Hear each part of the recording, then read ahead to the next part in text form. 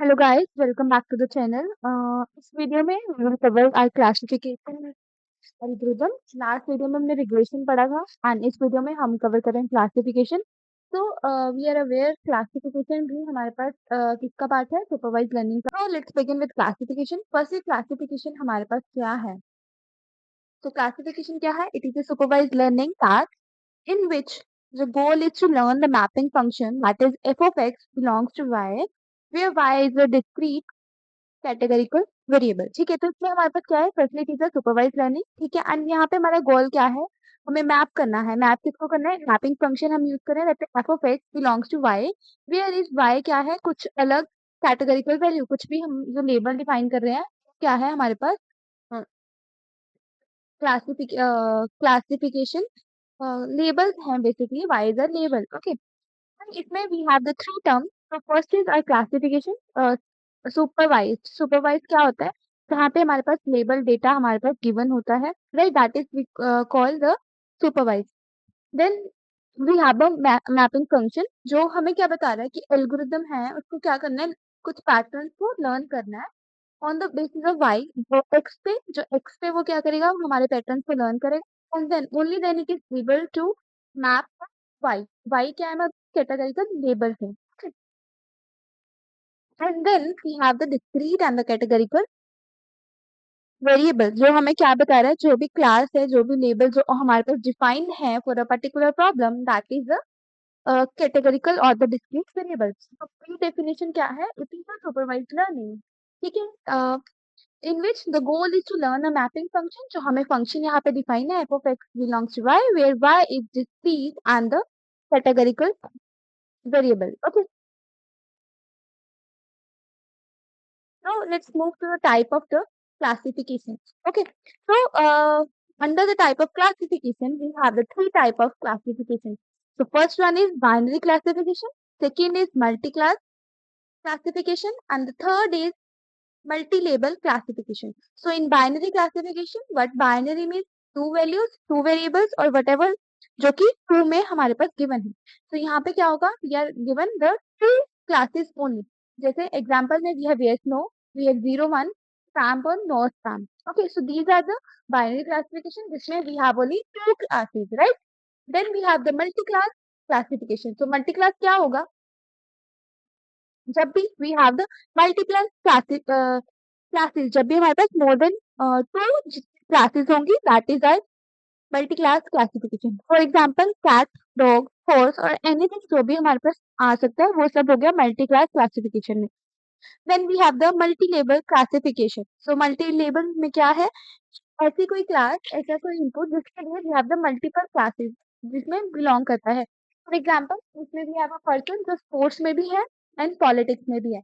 यहाँ हम अपने सब्जेक्ट की बात करें कि मेरे पास कौन कौन से सब्जेक्ट्स है, मेरे पास मैथमेटिक्स भी है, साइंस भी है, इंग्लिश भी है एंड एक लैंग्वेज सब्जेक्ट भी है. तो ये सब क्या होगा, मेरे पास मल्टी लेबल क्लासिफिकेशन हो गया, बिकॉज एक पर्सन को ही मल्टीपल लेबल मैंने असाइन किए हैं. तो थ्री टाइप्स हमारे पास कौन सी क्लासिफिकेशन की, binary, multi class and the multi level. Binary में क्या है, सिर्फ हमारे पास दो क्लासेस है.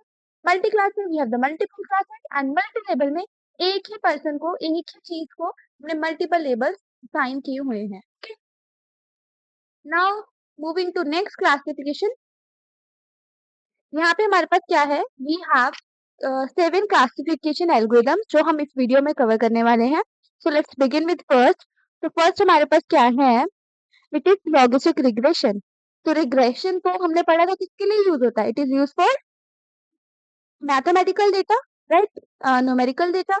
बट यहाँ पे लॉजिस्टिक रिग्रेशन है, that is belongs to classification algorithm. It is not the part of regression. Okay. So logistic regression हमें क्या बोलता है, क्या बोलता है, it models the probability that given input belongs to the class using the sigmoid function which map the real number to the value between 0 to 1. तो इसमें हम क्या करते हैं, हम अपने मॉडल जो हमारे पास इनपुट है उसको क्लास को डिफाइन करने के लिए we apply a sigmoid function. जो क्या है, हमें एक वैल्यू देता है बिटवीन 0 and 1. तो इसमें क्या ऐसे एग्जांपल हो सकता है, लेट्स सी एग्जांपल. एग्जांपल में हमारे पास क्या है, अज्यूम मैंने एक लाइन बना दी, so this is my line. तो मैंने सिग्मॉइड फंक्शन लिया एंड जब भी मेरी वैल्यू मैंने यहाँ पे डिफाइन कर दिया, जो हमारी लाइन है वो 0.5 पे बन रही है, ठीक है। तो मैंने हाँ ठीक है, तो मैंने यहाँ पे डिफाइन कर दिया कोई भी वैल्यू अगर 0.5 के इक्वल है या वो 1 है, तो मैं इसको क्या डिफाइन कर रही हूँ, class A and it is class B. Okay, so मैंने यहाँ पे कुछ डिफाइन कर दिया कि अगर कोई भी वैल्यू है, जो भी वैल्यूज आ रही है वो 0.5 से कम है, then it belongs to class A. Rest बाकी सारी class B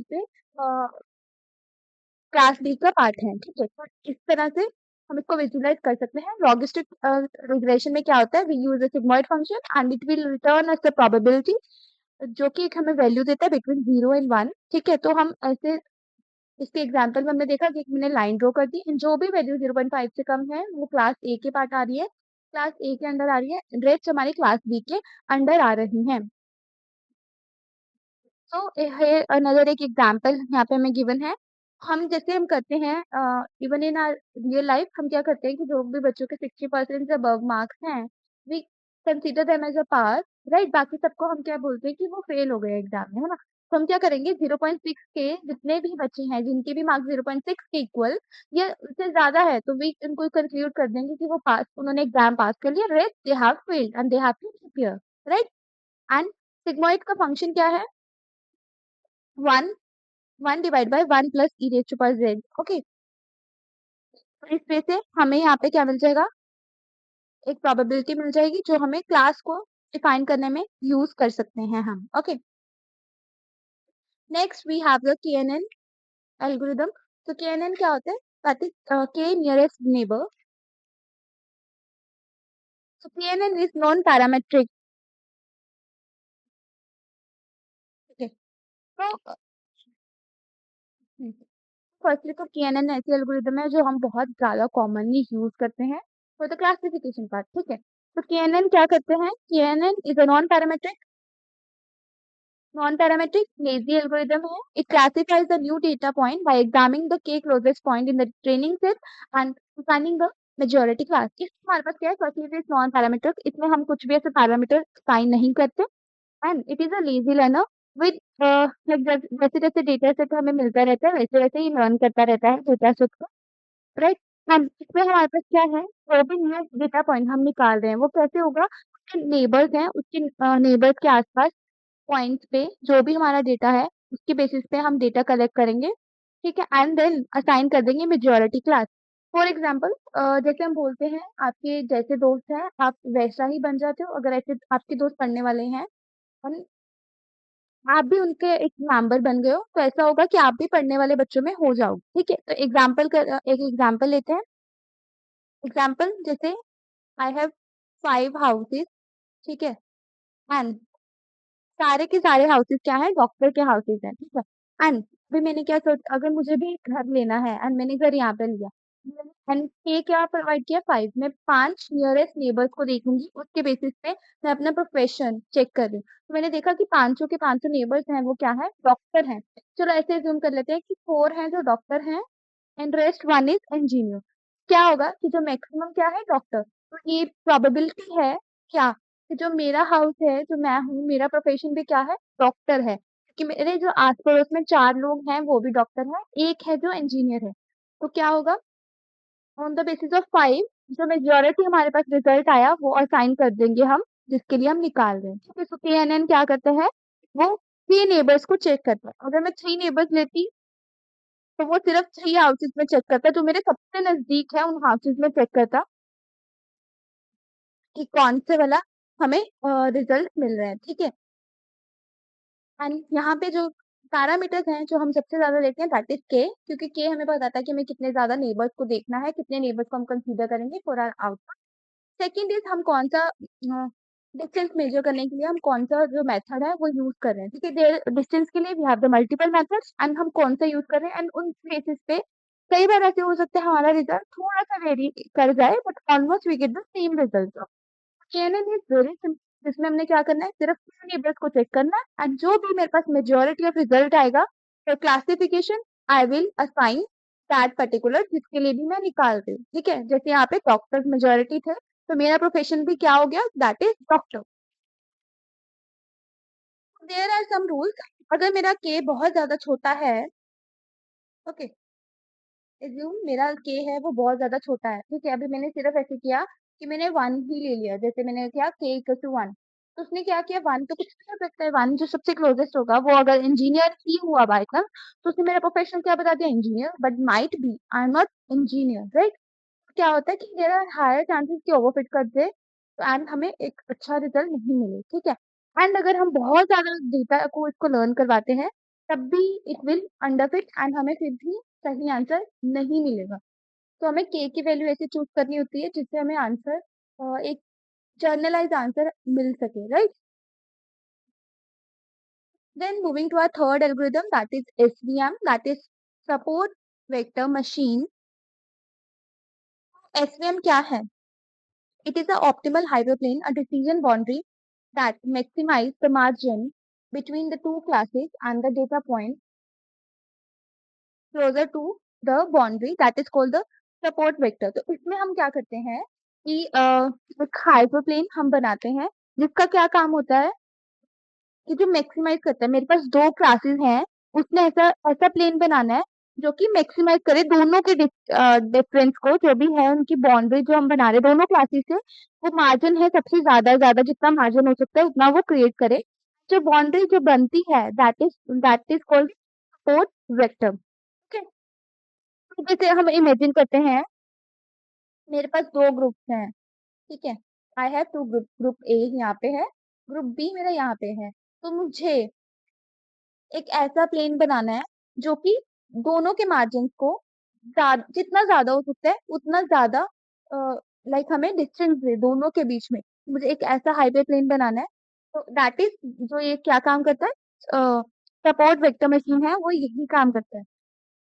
and this is very good algorithm. जब भी हमारे पास ऐसे बहुत क्लोजली हमारे पास क्लासेस होती हैं तब हम इसको यूज कर सकते हैं, बिकॉज इसको क्या काम है, अगर क्लोजली रिलेटेड या नहीं हमारे पास क्लासेस है तो ये उसको बहुत इजीली स्प्लिट कर सकता है बिटवीन द टू क्लासेस। ये तो हमारे पास है लीनियर डेटा, तब लीनियर डेटा में हम डायरेक्टली ऐसे प्लेन बना सकते हैं, बट जब भी हमारे पास नॉन लीनियर सेपरेबल डेटा है तो we use kernel functions, okay. Then another algorithm is a decision tree that is also very famous. तो यहाँ पे हमारे पास क्या होता है, it is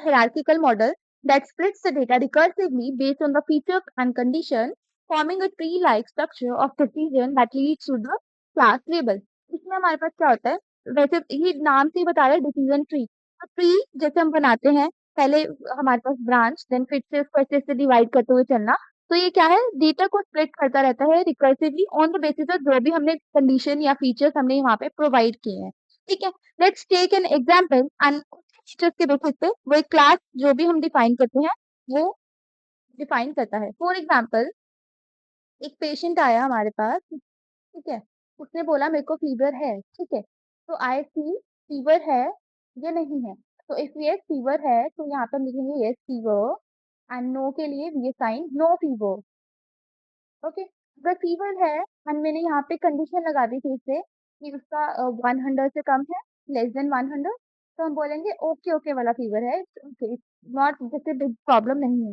बट अगर मेरा 103 से 100 से ज्यादा वाला फीवर है, बट विल आई से कि हाँ उसको कुछ ज्यादा बड़ी प्रॉब्लम है, तो I can say need proper medication, है ना। या हम बोल सकते हैं कि यहाँ पे हम बोलेंगे कि इट इज काफी सेफ है, बट यहाँ पे it can be risky, people need to, जो भी पेशेंट है उसको टेस्ट करवाना चाहिए, ठीक है। वैसे हमारा डिसीजन ट्री बनता है। पेशेंट आया, हमने उसका चेक किया कि उसको फीवर है, यस, तो मैंने फीवर वाली कैटेगरी उसको असाइन कर दिया, एंड उसने देखा कि फीवर अगर नहीं है तो हमारा यहीं पे डिसीजन ट्री खत्म हो जाता है। बट हम कौन सा केस ले रहे हैं जिसमें फीवर है, फीवर है, उसके बाद फिर से कैटेगरी आ गई फीवर कितना है, हम अगर हम डॉक्टर के पास जाते हैं तो डॉक्टर हमें इसी वे से चेक करता है, पहले वो पूछता है आपको क्या है, तो आप बताते हो फीवर है तो कितना फीवर है, उसके बाद कोई और सिम्टम्स है उसके बेसिस पे वो हमें बता सकता है आपको सिरप फीवर है, आपको वायरल फीवर है, आपको टाइफाइड है। दिस वे वो हमारे पास क्लासिफाई करता है on the basis of function और फीचर्स। फीचर्स यहाँ पे क्या होंगे, जो भी हमारे सिम्टम्स आ रहे हैं, ठीक है। तो जैसे पेशेंट आया, फीवर, अभी मैंने यहाँ पे फिर से डिवाइड कर दिया, कौन सी कंडीशन लिया, टेम्परेचर। टेम्परेचर कम है तो हम बोले कि ठीक है, इतना आपको स्ट्रेस लेने की जरूरत नहीं है। पर टेम्परेचर ज्यादा है तो can be a typhoid, and इसके लिए हमें टेस्ट करवाना पड़ेगा। ओके, डिसीजन ट्री क्या है, हायरार्किकल मेथड है जो रिकर्सिवली डेटा को स्प्लिट करता रहता है on the basis of the feature, and it form the tree like structure हमारे पास बनाता है। And on the basis of these feature, जब हमारा डेटा स्प्लिट होता है उसके बाद ही हमें क्लास उसको डिफाइन करते हैं। ओके, एंड इसमें क्राइटेरिया क्या है, फिट करने के लिए कुछ तो क्राइटेरिया होगा। तो we have the two criteria, that is Gini impurity और गिनी इंडेक्स हम बोलते हैं, and another is information gain. Okay, now last था हमारा tree, and here it is a forest. तो क्या हो सकता है, collection of tree forms a forest. यहाँ पे फॉरेस्ट, फॉरेस्ट क्या बता रहा है हमें, it is a collection of tree, है ना। तो ट्री क्या है, ट्री ने हमें क्या बताया, मैं एक बार ट्री को स्प्लिट कर रही हूँ and I am getting the seed only for one time. But forest क्या बता रहा है, सो रैंडम फॉरेस्ट क्या बताता है, it is a ensemble learning algorithm that consists multiple decision trees, each train on the random subset of the data and the feature, and combine their output to the majority voting। उसमें हम क्या करते हैं, हम multiple trees बनाते हैं और multiple features पे इसको ट्रेन करवाते हैं। उनके जो भी आउटपुट्स हैं उनमें से जो हमें मेजॉरिटी आउटपुट मिल रहा है हम वो लेते हैं। फॉर एग्जाम्पल, अभी मैंने सोचा कि ओके आई इन्वेस्टिंग करना शुरू करती हूँ फ्यूचर। ओके, तो कुछ इन्वेस्टर्स ने बताया कि आप इस कंपनी में इन्वेस्ट करो, कुछ ने बताया आप इस कंपनी में इन्वेस्ट करो। मैंने क्या किया, अगर मैं ऐसे करती, मैं सिर्फ एक बंदे की बात सुनती एंड मैं उस कंपनी में इन्वेस्ट कर देती, तो देयर आर हायर चांसेस, क्योंकि मेरे को इतना नॉलेज नहीं है, कि वो मेरे पैसे खराब हो जाते हैं, राइट। तो इसके इसके अलावा मैंने क्या किया, मैंने जितने भी एक्सपर्ट थे सबसे बात की कि मुझे इन्वेस्ट करना चाहिए, इस कंपनी में इन्वेस्ट करना चाहिए या इसमें करना चाहिए, अगर अभी सही टाइम है, ये मैंने पूछा।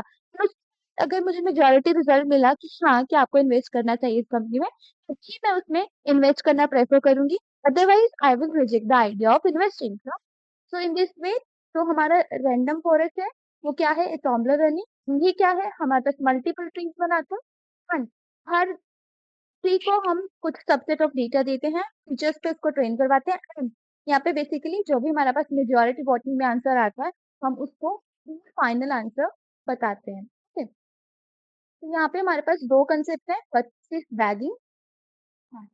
तो यहाँ पे जो सबसे इम्पोर्टेंट कंसेप्ट है दैट इज बैगिंग। बैगिंग का मतलब क्या होता है, बूटस्ट्रैप एग्रीगेशन। तो बूटस्ट्रैप का मतलब क्या होता है कि मैं एक रैंडम एक डेटा सेट से ही एक डेटा सेट बना रही हूँ जिसमें क्या है, रिप्लेसमेंट इज पॉसिबल। एक ही डेटा को मैं मल्टीपल टाइम यूज कर सकती हूँ, एंड हम एक डेटा सेट बन गया, फिर उसके बाद हम ट्रेनिंग कर रहे हैं। फिर क्योंकि यहाँ पे हमने मल्टीपल ट्रीज बनाने हैं तो मैं मल्टीपल टाइम ट्रीज लेती हूँ, उन सब को इकट्ठा करके एक फाइनलाइज रिजल्ट देती हूँ, मेजोरिटी रिजल्ट निकाल के, दैट इज बैगिंग।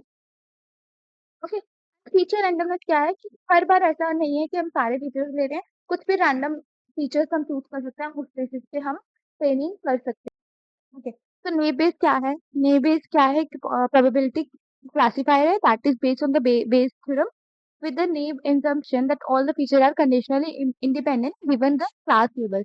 फर्स्ट जो इम्पोर्टेंट चीज है यहाँ पे हम क्या एज्यूम करते हैं, जो भी फीचर्स हैं वो सब इंडिपेंडेंट है ऑफ ईच अदर, कोई भी किसी पे डिपेंडेंट नहीं है।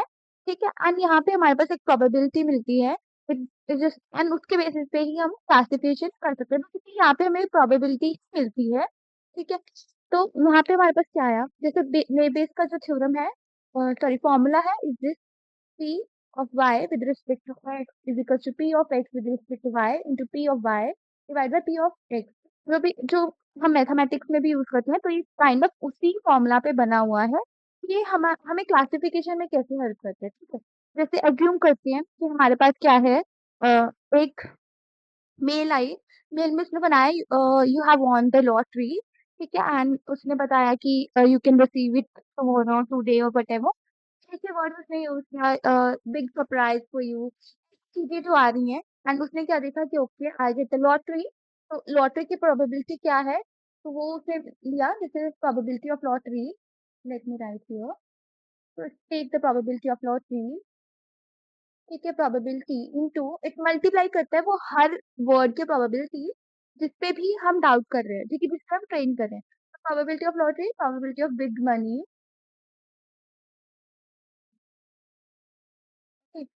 into probability of winner। तो ये सब क्या है, जब भी मैंने प्रोबेबिलिटी देखा प्रोबेबिलिटी ऑफ लॉटरी क्या है, प्रोबेबिलिटी ऑफ बिग मनी क्या है एंड प्रोबेबिलिटी ऑफ विनर क्या है, तो इसमें क्या होगा, जितनी भी प्रोबेबिलिटीज हैं हम सारी प्रोबेबिलिटीज को मल्टीप्लाई कर देंगे, finally we get single probability. उसके बेसिस पे हम बता पाएंगे कि ईमेल स्पैम है या नहीं है। इस वे ये बेस काम करता है। ये क्या है, फर्स्ट पे प्रोबेबिलिटी क्लासिफायर है एंड इसमें सबसे इंपॉर्टेंट assumption क्या है कि मेरे सारे फीचर्स क्या है, इंडिपेंडेंट है ईच अदर।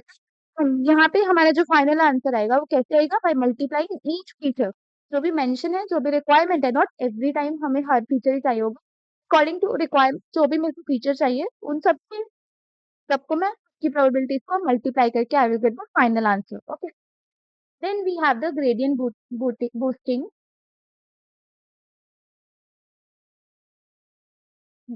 तो ग्रेडियंट बूस्टिंग में क्या होता है, it is a sequential technique that builds the model one at a time, where each new model focuses on correcting the errors of the previous model using the gradient descent in the function space।